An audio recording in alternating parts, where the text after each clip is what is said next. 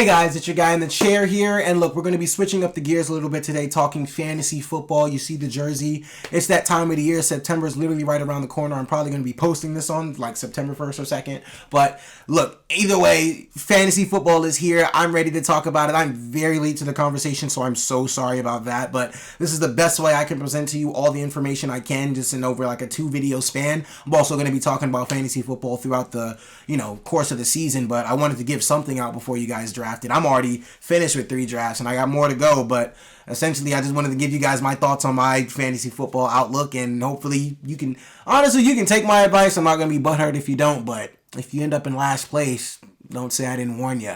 But look, this is going to be basically my, big board, or essentially something as I like to call my sleepers, slugs, studs, and everything else in between. AFC edition. Basically, sleepers, you already know what those are. Guys who are being slept on. Not a lot of people are on their radar. Not a lot of people have them on their radar, and there are people that could possibly lead you to your fantasy championship. You got your slugs, basically another word for bust. You already know. Guys that are just going to be absolute shit, not going to help you at all. Then you got your studs.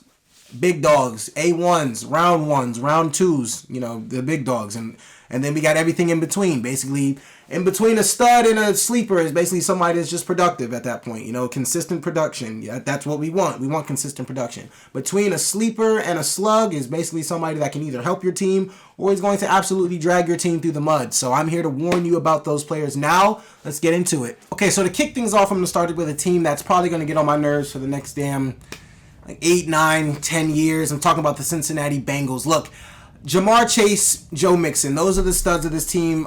Pretty obvious. Jamar Chase had an absolutely outstanding rookie season last year, and he's only going to build on top of that. You got to look at his LSU boy in Minnesota, Jay Jettas, the year that he came off of as well in his year 2. Jamar Chase had 13 TDs last year. 13 TDs, 1,400 yards. This kid's ceiling I don't think there is one. Like, this kid, I think that somehow, some way, he could possibly surpass Cooper Kupp's phenomenal season at some point. It won't be this year, but at some point I wouldn't be surprised if he did that, or at least catch almost close to some 20 TDs. 13 TDs as a rookie is absolutely insane. I mean, this kid broke every record that you could think of. This kid absolutely lived up to all of his hype. Like, I don't even have to talk fantasy numbers here. The eye test will tell you itself. Like, all you got to do is watch this kid. You know where he's worth. Now, granted, would I draft him over guys like Christian McCaffrey, Dalvin Cook, Jonathan Taylor? I'd draft him over Derrick Henry. I'll tell you who I would draft him over. I'd definitely draft him over Derrick Henry. Probably would draft him over Austin Eckler. I'd probably draft him over Cooper Kupp too. Wouldn't draft him over Justin Jefferson, but I'd definitely draft him over Cooper Kupp and the rest of those guys, because I think this kid is going to have an absolutely monster season 2. Like, I think this kid is going to have an absolutely crazy year. It's going to get only better, and it's just going to help your fantasy team, especially if you get them bonus points. If you guys got bonus points for like 40 plus, 50 plus TDs, Jamar Chase is the guy that's going to get you those. The other stud on that team is Joe Mixon. Look, I understand Joe Mixon isn't the most attractive running back to a lot of people, but he gets the job done. First of all, in the years that were deemed disappointing, he averaged which was 2018 to 2021 at least. He averaged at least 15, 16, almost 17 points in all those years, and it's all of a sudden now he's just not a reliable back. Well, it was probably due to the bad offensive line that people were hating on that, but now after last year's campaign, no, Joe Mixon is a very reliable back. He's a stud. He's a guy that I think could really help your roster. I'd probably take him, honestly, Joe Mixon, if you're on the back end of your drafts, like in a 10 or 12 man league, I'd probably target Joe Mixon first and then try to get a receiver like Stephon or Devontae in the back end, because they're coming right back to you. But I mean, Joe Mixon is a very reliable back here. The guy's really good and he does what he's supposed to. He just gets the job done. That's what I consider a stud. A guy that's just going to do what he's supposed to do. Well, a stud is also somebody that's going to blow up and get you a lot of points. But Joe Mixon has that potential. He's a very big threat in this offense, and he can get in that box. Like I said, he'll just get the job done. 2 guys that fall in between the sleeper and the stud category: Joe Burrow and T. Higgins. T. Higgins basically just eats off of what Jamar doesn't, and people could say that's probably a disrespectful statement, but no. After this year, T. Higgins will be mainly eating off of what Jamar Chase doesn't. I'm not the biggest fan of how high T. Higgins is on a lot of these boards. Like overall, he's like 24th, 25th. 26 player, like I see him in that kind of range. Like I feel like he can be a little lower than that just because I feel like his target share isn't like the biggest attraction, especially over guys like Mike Evans and Keenan Allen. Like I don't think T. Higgins has a more attractive target share than those guys, but I mean, hey, it is what it is. But Joe Burrow is a guy that's just gonna get the job done. Like he's a guy that you pick him, he's got all the talent in the world around him. He's gonna launch that ball. He'll probably throw a few picks here and there. But T. Higgins and Joe Burrow are just guys that's gonna get that job done. They're gonna be good placeholders. Joe Burrow, I'd say probably a good round 4 guy. Round 4, round 5 guy. Maybe a little later, depending on where you like to get quarterbacks. People love to say they want to get quarterbacks late or do certain things at a certain point until the draft happens, and then quarterback happy GMs are taking all quarterbacks, and then there they go taking theirs. You never know when you're going to take a quarterback. I say if you're going to get one, Joe Burrow is definitely a safe bet. Definitely a guy that you're going to want on your team. T. Higgins as well. As far as the sleepers go, I don't really think this team has any. I think you really know what you're getting with most of these players. Tyler Boyd, he's not really going to help you a lot of weeks. He's really somebody that's just going to drag you through the mud, if anything. Like, he's really just going to be wasting a roster spot. Like, I'm not saying the guy's not talented. No, he is. He's going to catch some touchdowns, get some yardage, but not as much as the other two, and especially not as much as the wide receiver one over there. And honestly, he probably won't even get more looks than Hayden Hurst, and that's their tight end. Hayden Hurst I was going to put in the slug category, but he has TD volume. Like, he can catch the ball, so I'm not going to get him in the slug category just yet. There's probably like 15 other tight ends I draft over Hayden Hurst, but that is a name to look for. But other than that, there's not really any sleepers or slugs here. You know what you're really getting from all these names, and now we're on to the next one. Now on to the team that I hold so near and dear to my heart, the Baltimore Ravens. Look, studs, obvious. Lamar Jackson, Mark Andrews. Let me explain something to you.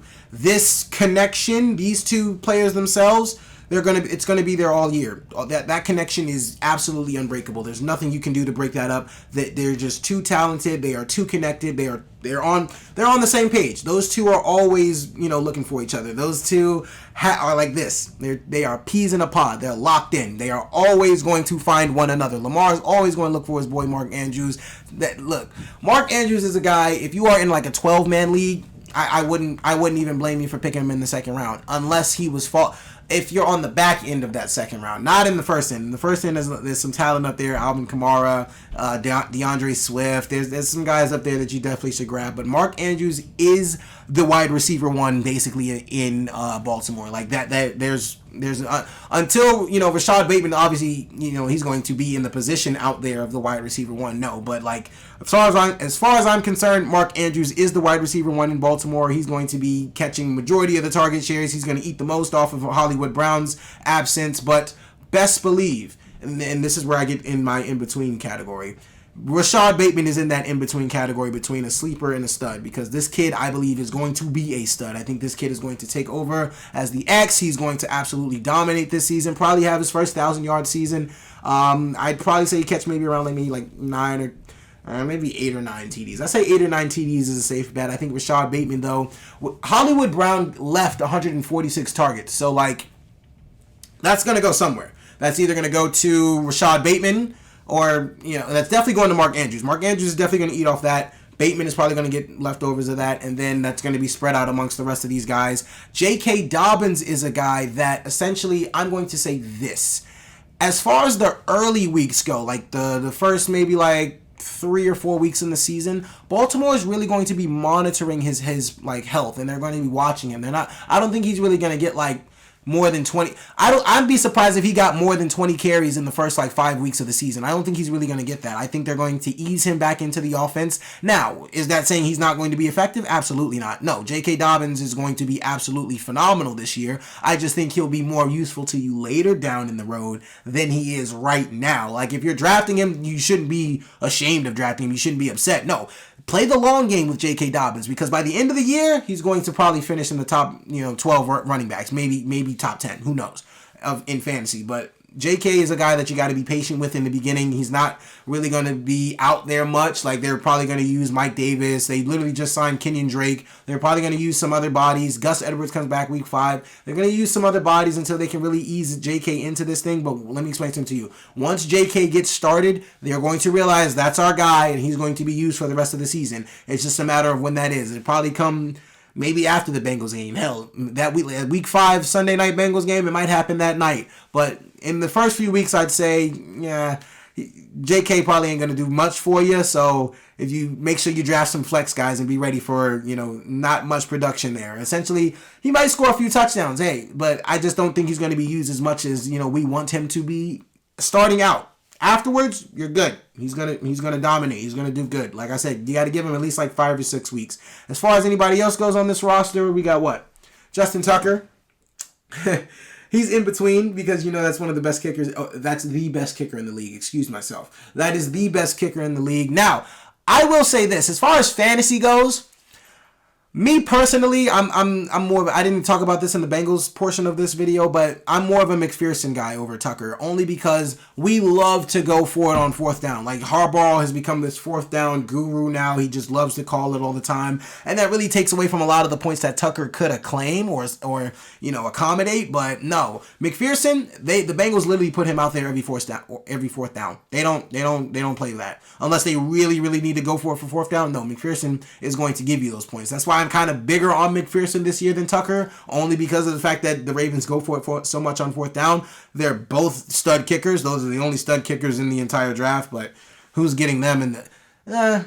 I can see somebody grabbing Tucker in the 8th round. I think that happened in a 12-man league of mine, but, who knows. Other than that, look, as far as the sleepers go, I'd say Isaiah Likely. I'm going to talk about the receiving core for a second.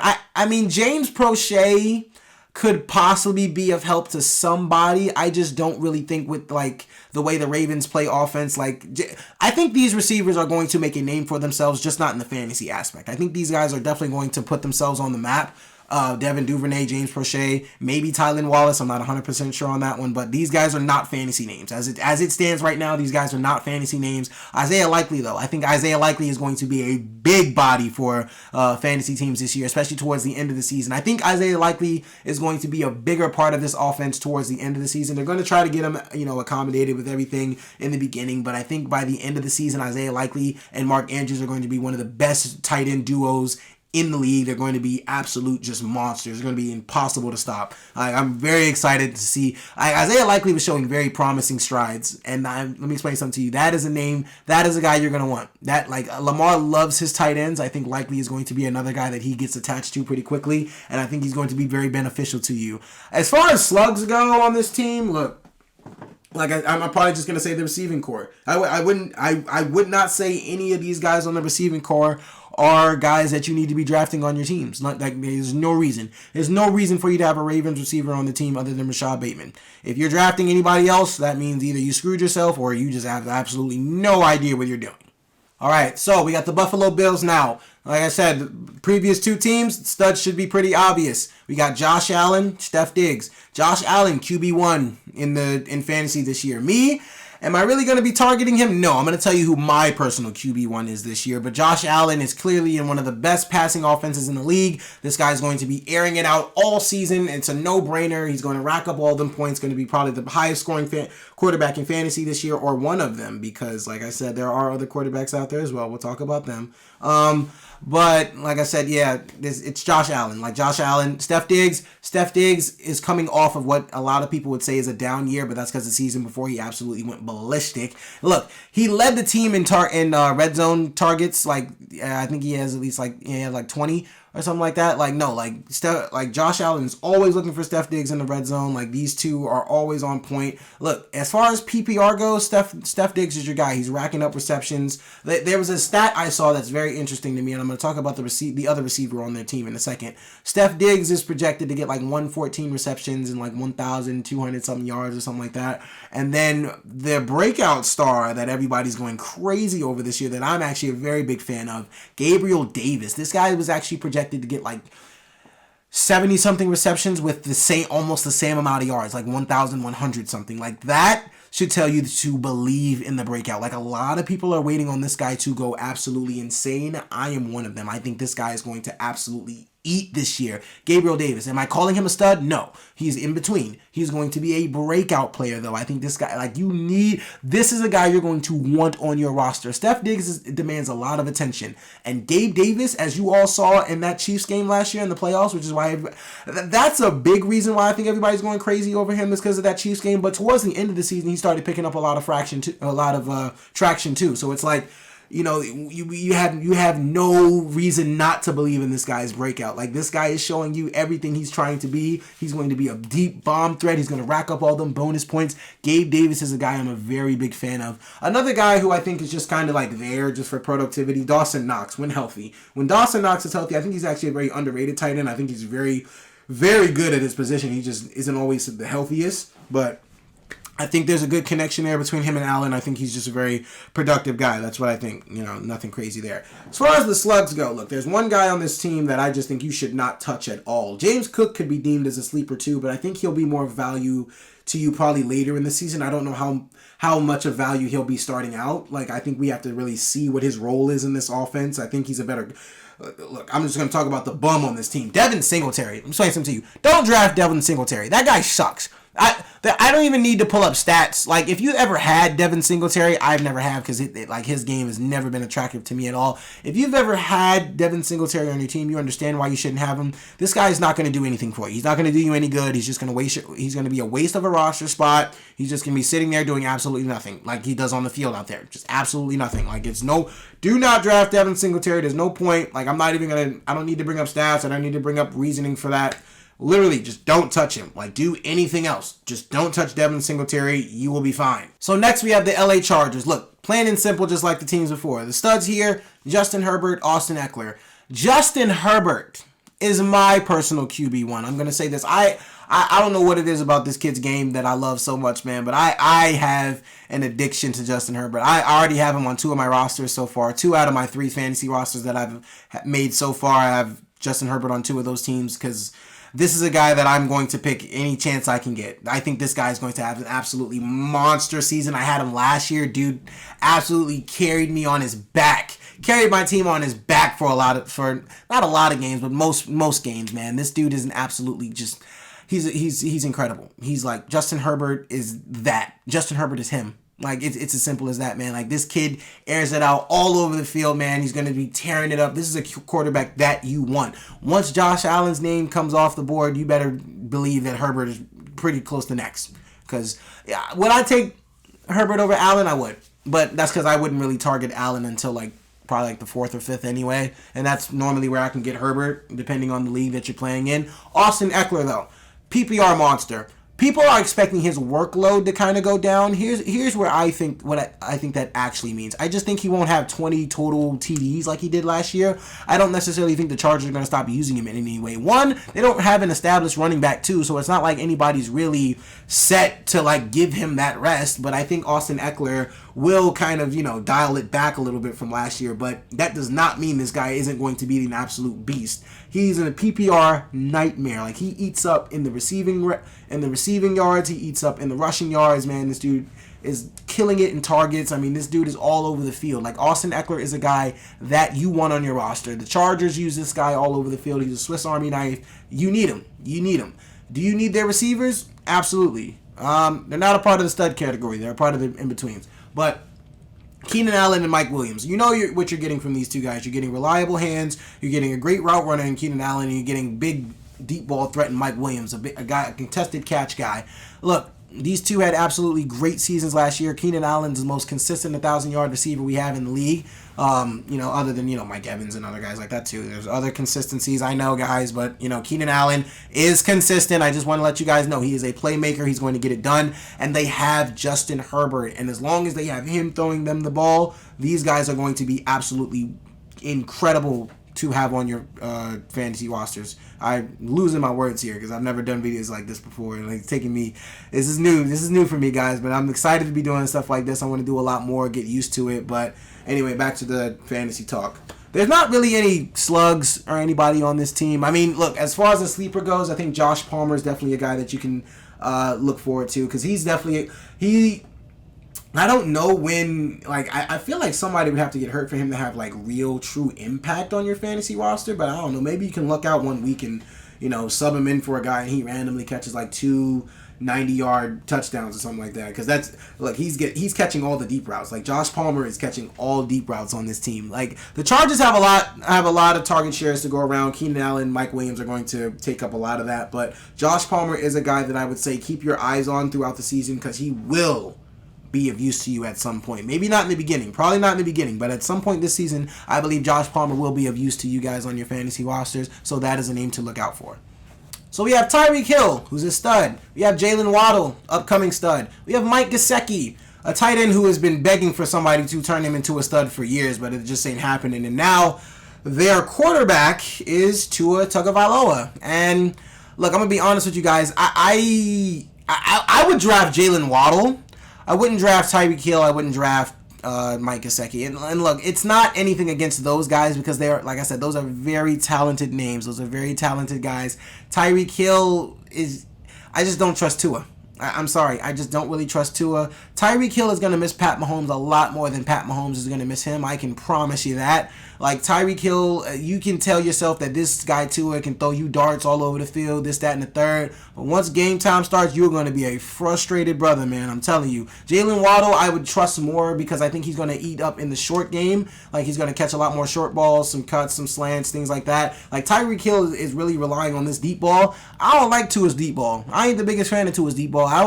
It'll probably get there. It'll probably go the other way too. But look, let me explain something to you.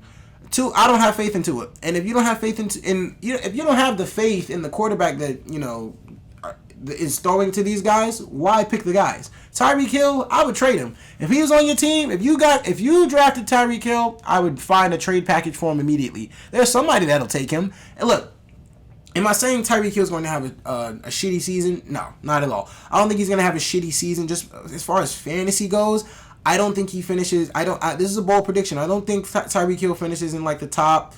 I'd say maybe like 14 receiver. 14 is a stretch. I'd say he doesn't finish in the top 12. How about that? Maybe not. I don't know, because I don't know what this offense with Tua looks like, man. I don't think it'll be as good as people think it is. I think Jalen Waddle might actually have a good opportunity to finish higher on the wide receiver ranking list or the wide receiver fantasy list than Tyreek Hill. And like I said, Mike Gesicki, I just feel bad for the guy, because he's a very good tight end, but he just can't be used at all. Chase Edmonds, I'd give him a chance, I guess. I mean, look, I didn't really say that confidently, so let me be real with you. I wouldn't draft Chase Edmonds. Maybe he does have a very good season this year. Maybe he is some sort of offensive threat for this Dolphins team. This Dolphins team has a lot of talent, a lot of weapons, a lot of speed. Speed kills. But what also kills is a bad quarterback, and Tua is just that, and I'm just not really attracted to anything going on this team, so I'm kind of staying away from Dolphins players this year. Like I said, Jalen Waddle is a guy I would draft. I wouldn't be too stingy about that, but Tyreek Hill I don't want to touch. Mike Gesicki, unfortunately, I'm not going to say unfortunately I don't want to touch, because that sounds a little, no homo, but I just can't. I can't do it. All right, so looking at the Indianapolis Colts, look, you already know who the stud on this team is. Jonathan Taylor. The overall consensus number 1 pick in this year's fantasy draft. Granted, is he mine? I don't know. I don't know, man. I got a weird feeling that McCaffrey's really going to stay healthy this year. You can rub that in my face if you want. If that doesn't turn out to be true, that's okay. Like, this is what sport takes are for. You got to tell me when I'm wrong, because I'm going to tell you when I'm right. So I need you guys to tell me when I'm wrong. But I think McCaffrey's going to have a little better season than Taylor this year. But look, Jonathan Taylor, other than that, is a guy who he's the number 1 pick because he had an absolutely bonkers season last year. Granted, if Derrick Henry would have actually finished his season, Jonathan Taylor would not be RB1 this year. Definitely be Derrick Henry, because I had Derrick Henry last year, and I know if you had Derrick Henry last year, you already know where his season was headed. You were probably headed toward a fantasy championship, just like I was, and it got taken away from you. But hey, it is what it is. That's what fantasy is about. But Jonathan Taylor is the number 1 back this year. He's going to eat in this Indianapolis Colts offense. The things that people are saying, though, about this offense, they're saying that they wanted to make it a little more pass pass heavy due to the fact that they have an actual quarterback back there throwing in Matt Ryan. I'm going to get to the receivers that they'll be throwing to in a second. They also they want to involve Nyheim Hines a little bit more just to give Taylor a break. Because honestly, something that was pointed out to me, Taylor has had an insane workload since coming into the NFL, and on top of, being from Wisconsin. Like, he's had an insane workload from college and the NFL. Like, it's time to give the kid a little break. So I think his workload is definitely going to dial back a little bit this year, but I think he'll still be one of the most effective runners in the league. I think that offensive line is built for success. I think the Colts are just built for success in general. They're going to be a very scary team this year, and that brings me to their wide receiver one, Michael Pittman Jr. Breakout. I think this kid is going to You know what's crazy? When Michael Pittman was first drafted, I thought this kid was a bitch. Like, I was like, this dude can win one-on-one matchups with corners. This kid looks like I can bitch him. But no, this kid actually got a little heart to him, man. This kid is going to have a very good season. Michael Pittman is a guy you want on your rosters. Let me see. Break. Gabe Davis, Michael Pittman. Y'all make sure y'all highlight those two names because you're going to want those two on your rosters this year. I'm telling you, Michael Pittman is going to go crazy this year, man. He's going to go absolutely bananas. Mo Alley Cox is a guy I would say is a sleeper as well. Him and Nyheim Hines, those are guys that I would say are sleepers. Guys that are just going to be absolutely disappointing on this team is Paris Campbell. He disappoints you every year. Alec Pierce is a sleeper as well. I think Alec Pierce is a very sneaky wide receiver. He's a white boy. I forget what college he goes to, but he's a white boy, and he's been getting some pretty good buzz out of camp. So I think that kid can honestly compete for the wide receiver 2 spot since they don't really have a consistent wide receiver 2. They want to make this offense a little more pass heavy. So I'm really looking forward to seeing that. Looking forward to see how that works. But like I said, the only guy on this team you really just, don't want to touch is just Paris Campbell because he's going to disappoint you. Just don't touch him. You'll be fine. It used to be T.Y. Hilton, but they don't have to deal with that problem anymore. So on to the next one, I guess. All right, so the next team we're talking about here is the Jets. Now, do the Jets have any studs? No, they don't. Do they have names?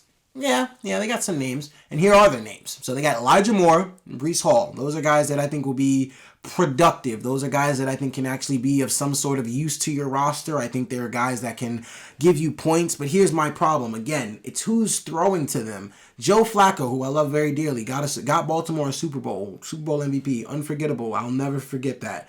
But, I mean, what does that do for me now? You're on the Jets, buddy, and granted, you can throw a ball, but it's like, I don't even know how long you're going to be the starter for. And then, honestly, I don't really have much more faith in the guy that's starting over you in the first place, Zach Wilson. I don't know what Zach Wilson is really supposed to be. Like, as far as last season goes, it was absolutely awful. Like, he was trash the entire time. So it's like, I don't really know what you're supposed to be. Elijah Moore, however, at least the news outside of the training camp, this guy's the undeniable wide receiver one. He's very talented. I didn't know he's really good. Like, I know they got to throw the ball to somebody. So this guy is going to be of some sort of use to you on your team. Him, Breece Hall, automatic running back one. Because, look, his pass catching ability already puts him ahead of Michael Carter. Like, Michael Carter's ass. Michael Carter sucks.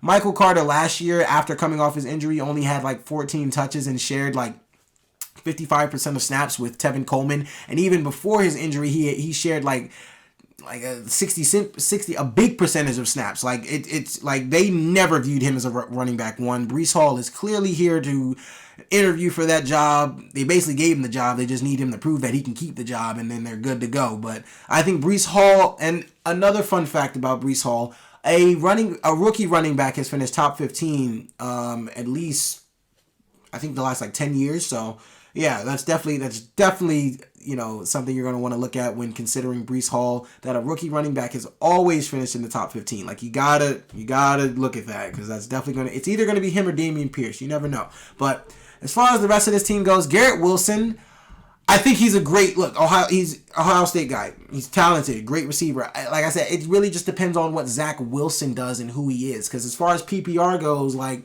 I need my targets. I need my guys to be catching the ball, man. If you're not getting my guys the ball, I'm be very upset. And Garrett Wilson, as talented as he is, I just don't know how much believe in his quarterback, Zach Wilson. So I just got to leave it there. I'm not necessarily sure what Zach Wilson's going to look like. I know I will say this. Elijah Moore and Breece Hall are going to be productive on your teams. They are going to do some damage. They're going to be pretty good. They're going to be of some use to you. Are they going to be what gets you over that hump? Breece Hall might be. I don't think Elijah Moore will be, nor Garrett Wilson, but That's what the fantasy season is for. We just got to wait and see. All right, I'm going to make this one short and sweet. Look, Tennessee Titans, you already know who the stud is. It's Derrick Henry. Look, literally, if the guy didn't get injured last year, he's the undeniable running back one this year in fantasy. This dude was going to have an absolutely bonkers, ridiculous season last year, but he got hurt. And honestly, what scares a lot of people, and what scares me too, I got to be real with you guys, I like his workload. Derrick Henry just taking like 35 carries a game. That's just not really going to do it. That's not really going to work. That's just going to hurt him at the end of the day, man. I'm not really a fan of having that many carries, especially the fact that this guy's only getting older and he literally just got hurt last year, and giving him that amount of carries again this year is really not going to be of any help to this dude.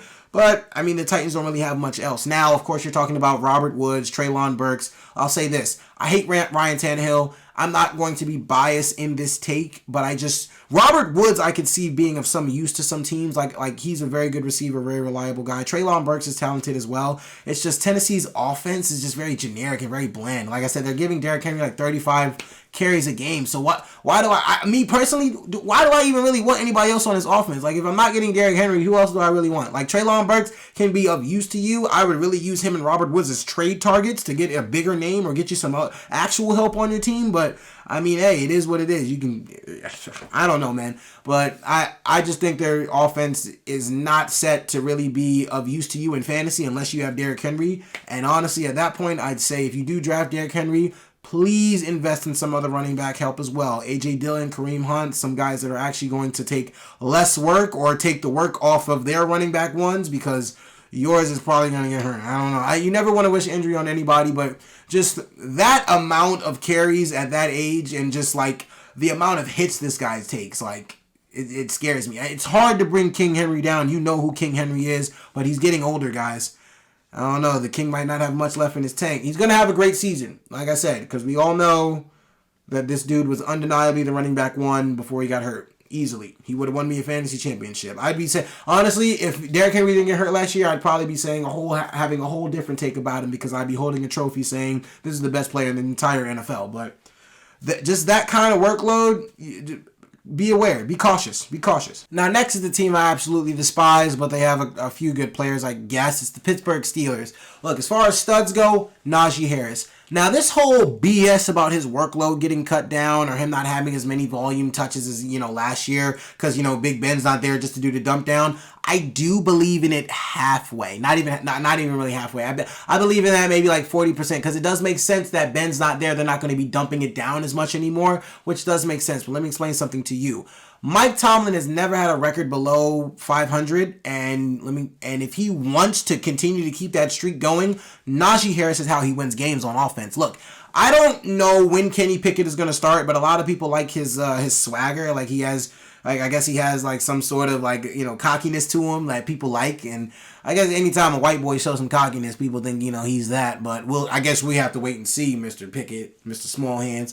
But anyway, look.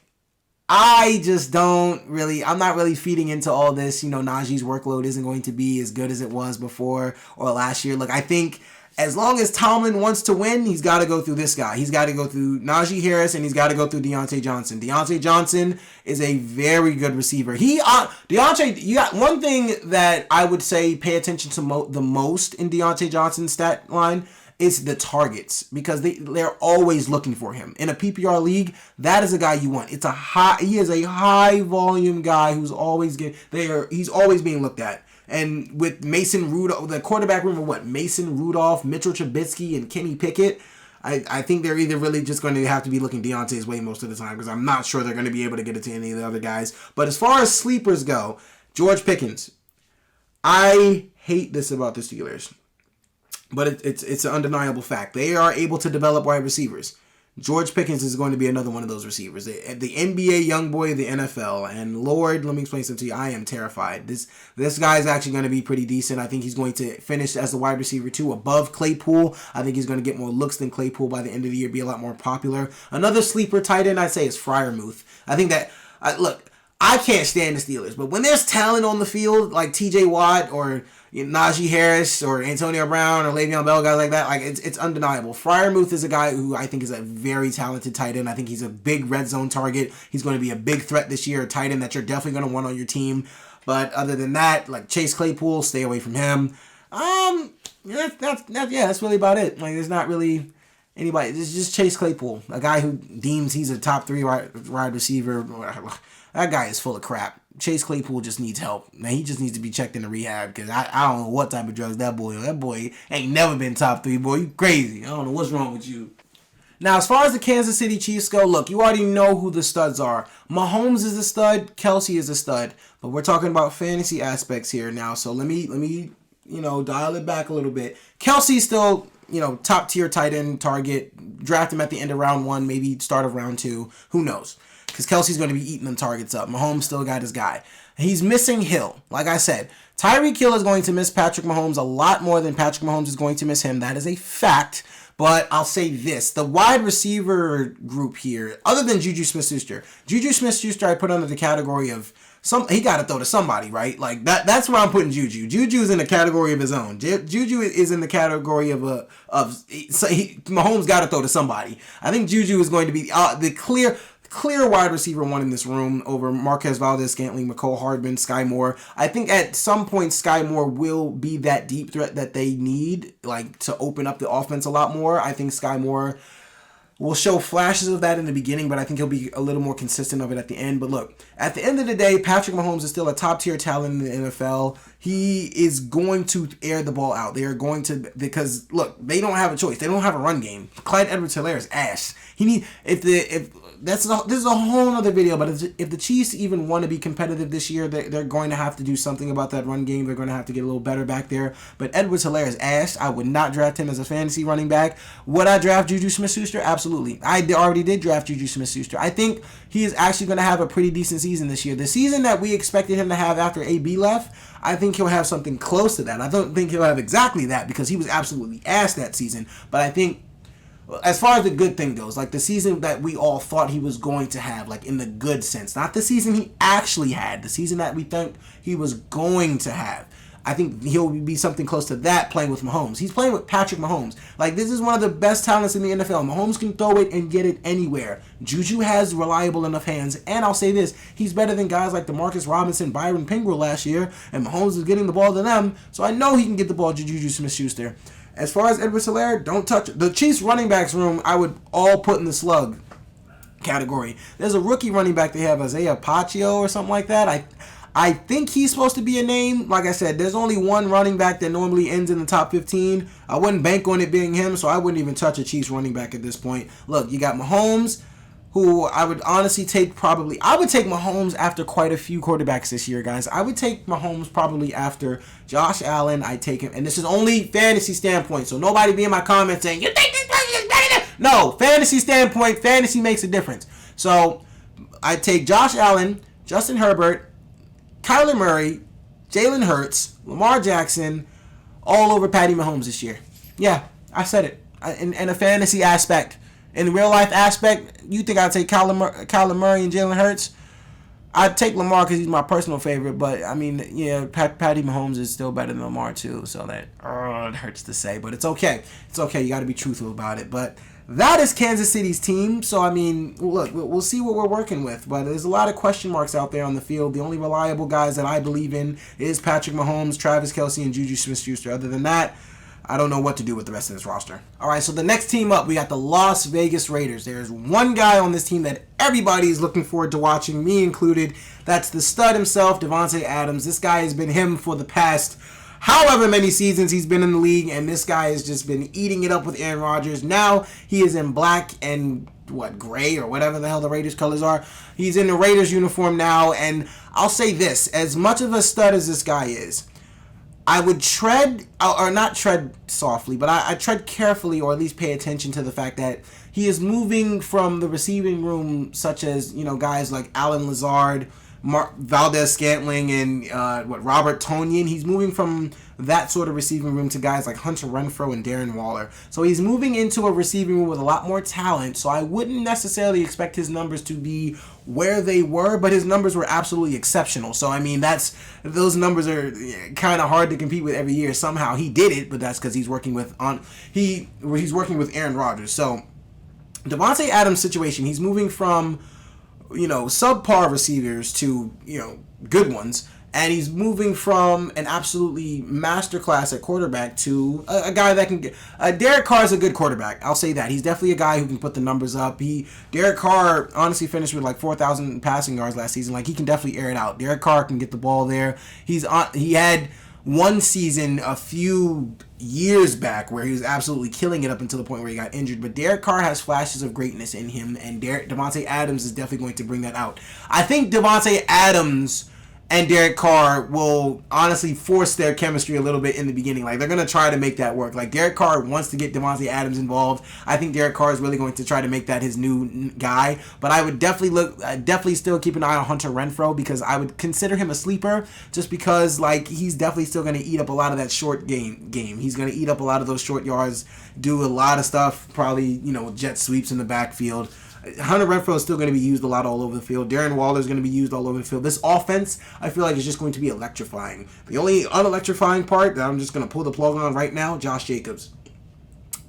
I've never been a big fan of Josh Jacobs. I don't know why y'all still draft Josh Jacobs. I'd be good without Josh Jacobs, honestly, man. That guy, like, I feel like I can get Josh Jacobs production from just about any other running back in the draft. Like, maybe not any other running back, but a lot of other places than that, man. Like lower, like where Josh Jacobs is, I can get Kareem Hunt, I can get AJ Dillon, I can get Ramondre Stevenson. Like, I can get so many other names, man. I don't need Josh Jacobs on my team. I really wouldn't recommend you guys draft this guy. He doesn't really do much. Derek Carr is going to be a reliable quarterback. So Derek Carr is a guy I would draft if you're going to stack up on all those skill positions and wait until the end to get a guy, which is honestly not a bad strategy to use. I'd say stack up on skill positions, wait until the end, get your quarterback, then you can honestly settle for Derek Carr, Kirk Cousins. Those are guys that are just going to get the job done because they have so much great offensive talent around them. But as far as Darren Waller goes, look, he's definitely going to be competing, because I think there's a very sneaky name that can compete for either the tight end 3 or 4 spot this year, Dalton Schultz. I'll get to him on my NFC video, but I think that guy can compete with Waller. But Waller's still going to be a very good tight end, a very good, useful guy. It's just a lot of ball to go around this year, definitely, for these guys. But I think those are reliable names. Davante Adams is still a stud. He's going to have a phenomenal season. Probably won't have as many touches as he's used to. He probably won't have as many, catches as he has before, but that's because there's a lot of other talent out there on the field. But think about this.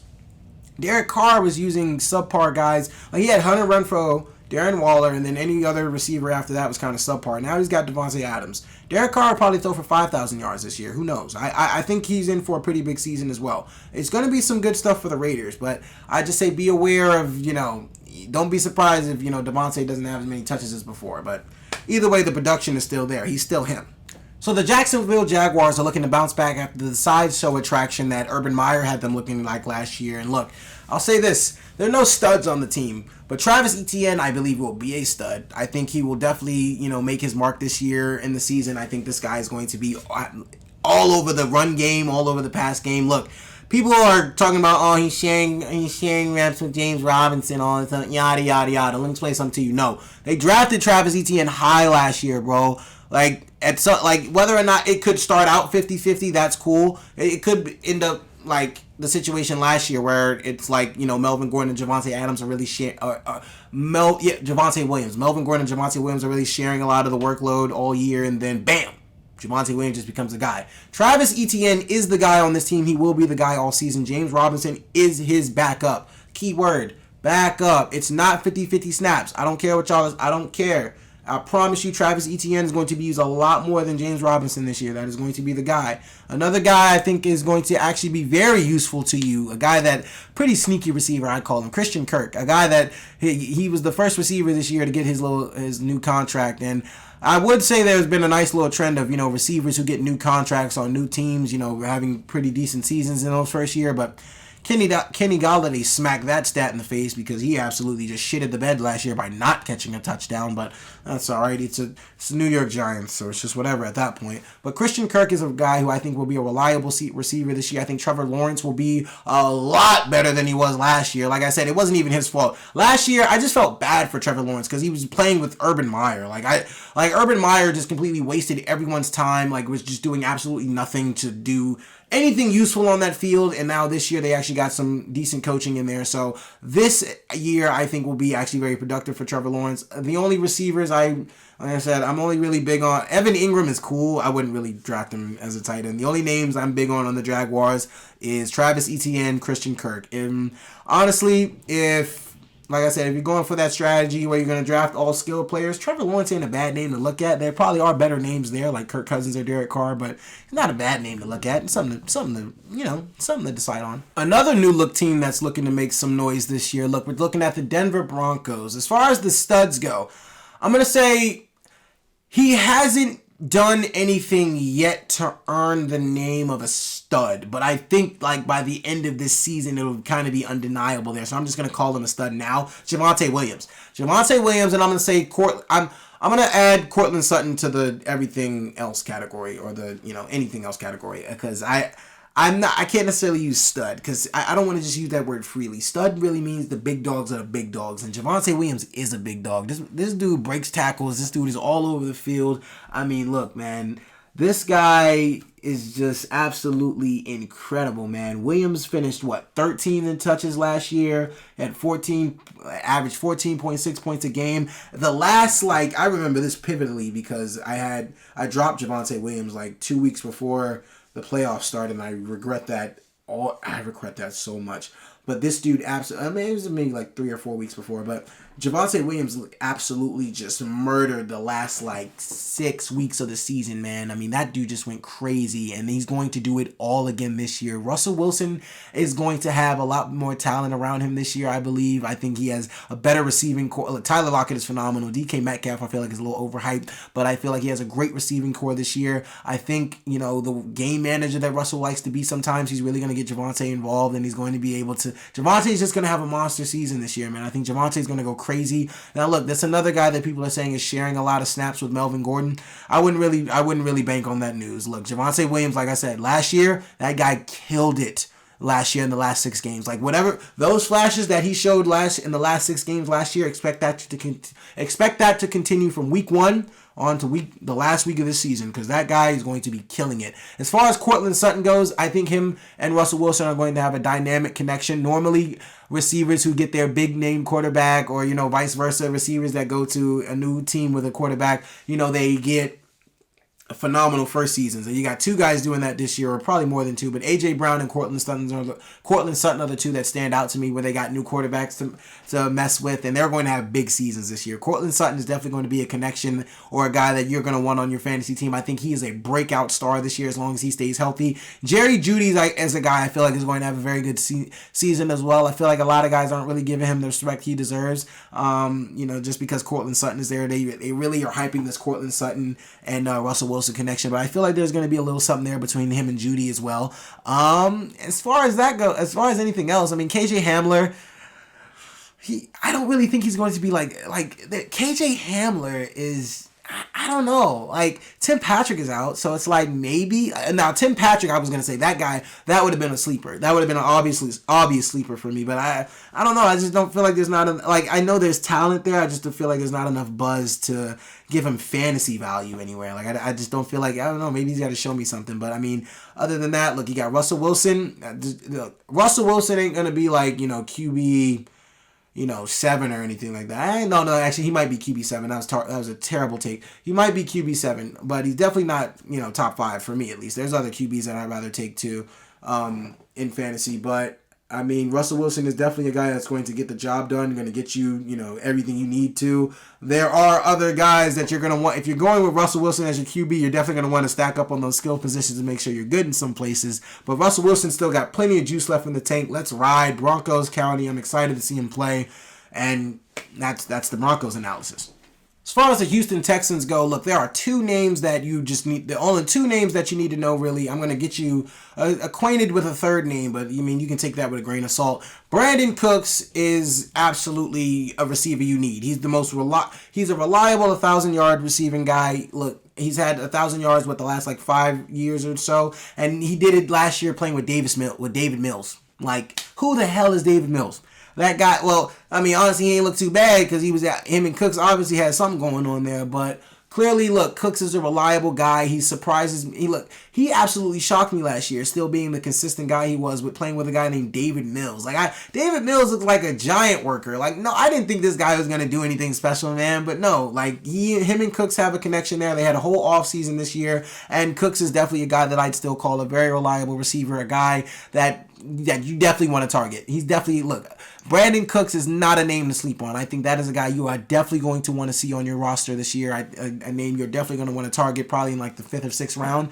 Definitely a guy that will get you consistent points every week. You want consistency, Brandon Cooks is it. And look, this is one of the hottest names in fantasy. Like I told you, a rookie running back finishes top 15 in fantasy in the last 10 years. Dameon Pierce. That is one of the hottest names. If you're into fantasy football, you probably have not scrolled past anything on social media or listened to a podcast without any mention of this guy's name coming up, because Dameon Pierce is everywhere. Look, it just got announced today that Marlon Mack got cut, so you know for a fact who the running back one is on this team, Dameon Pierce. They are very excited about this guy. They think this guy is legit. They think this guy is really good. I honestly am believing the hype as well because I'm selling into a lot of it. Look, the Texans just don't have much to work with. So, this guy, if they are really putting all their eggs into one basket with this guy being the running back one, clearly he is something special here. Like I said, even that goes for the receiving core too. The name I will introduce you to is Nico Collins. I think that'll be a guy that can definitely surprise some people this year. I definitely put him under the sleeper category.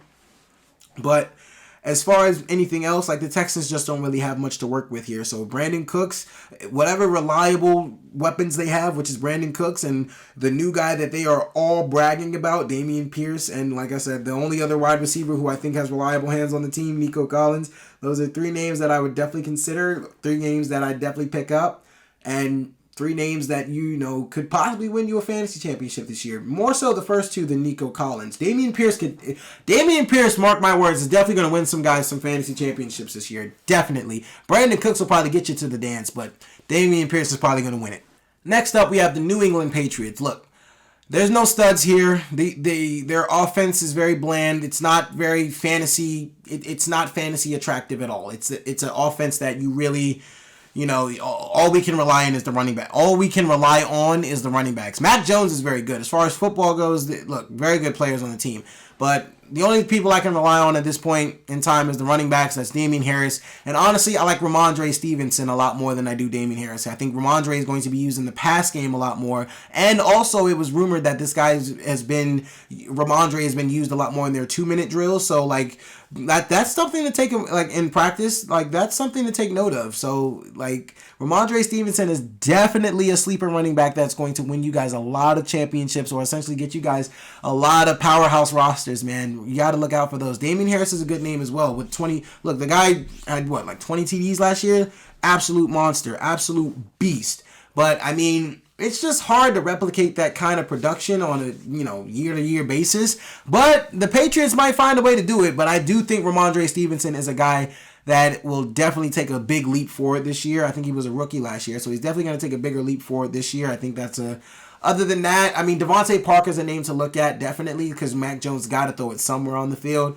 I wouldn't even touch Jacoby Myers with I don't even want Jacoby Myers pissed me off so much last year, man. I got no argument with a guy on Twitter this year because this guy thinks Jacoby Myers is going to be a little more productive. I said, what do you think more productive is? He said 2 touchdowns. 2 touchdowns? I think he only caught 1 last year, so what the hell does that matter?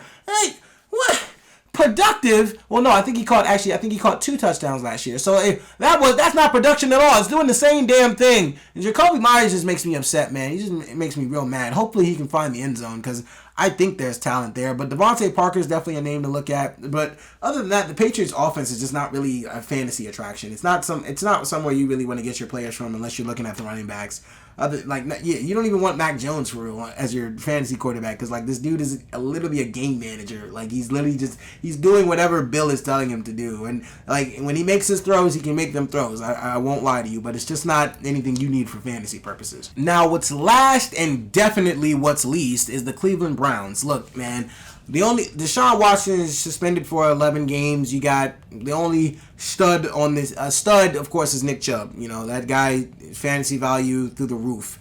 Other than, like Kareem Hunt, he's in between. Amari Cooper, I think, is going to be a slug this year. He got Jacoby Brissett thrown to him. I don't think Amari Cooper is going to have a very good season this year. I think he's going to be very upset. I wouldn't draft Amari Cooper. That's a guy I put on my do not draft list. As talented as Amari Cooper is, I've never really been the biggest fan of Amari Cooper, so this may just be my hate for the Cleveland Browns and for Amari Cooper coming out, but like I just don't think Amari Cooper is going to be very useful with the guy who's throwing to him. Look, you got to understand, when you're drafting fantasy receivers, you're putting as much faith in the guy throwing to him as you are the receiver itself. Well, not all the time, because like there's some guy, like I said, Brandon Cooks, that's a guy that proven to me, as far as it goes for me, it doesn't matter who's throwing to him, he's going to make it work.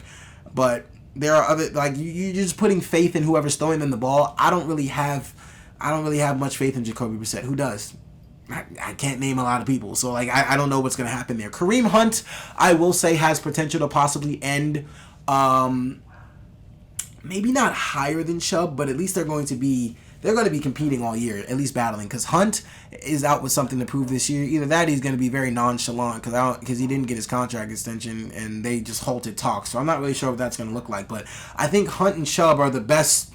They're the best pieces you got on this offense to draft. Like like those are the only two names. Chubb is a very good running back. Hunt, I think, is just going to take away a lot from Chubb's red zone workload. I think Hunt is really going to finish off a lot more of these drives this year. That's definitely how Cleveland played it last year, but I just think those are the only two names you really need to worry about. And guys, look, thank you so much for watching. I really appreciate it. Those are my AFC sleepers, slugs, studs, and everything in between. What did you think about it? Let me know if my choices suck. Look, just be real with me, guys. Like, I love to talk fantasy football. I want to do a lot more of this sports stuff. I want to do so much. I want to get more comfortable talking about it too, so I apologize if my vocabulary wasn't the best or if I wasn't going off like crazy stats and things like that. I got my laptop right here, but I don't want to really keep like looking at it. But look, I'm rambling. Other than that, guys, look, thank you so much for watching. Leave a comment below. Be sure to like, share, subscribe. Look, fantasy football's around the corner. Share your rosters. Who you guys think your sleepers, slugs, and studs are, man. Let me know in the comments below. Thank you guys so much. This is your guy in the chair. More content coming to you soon.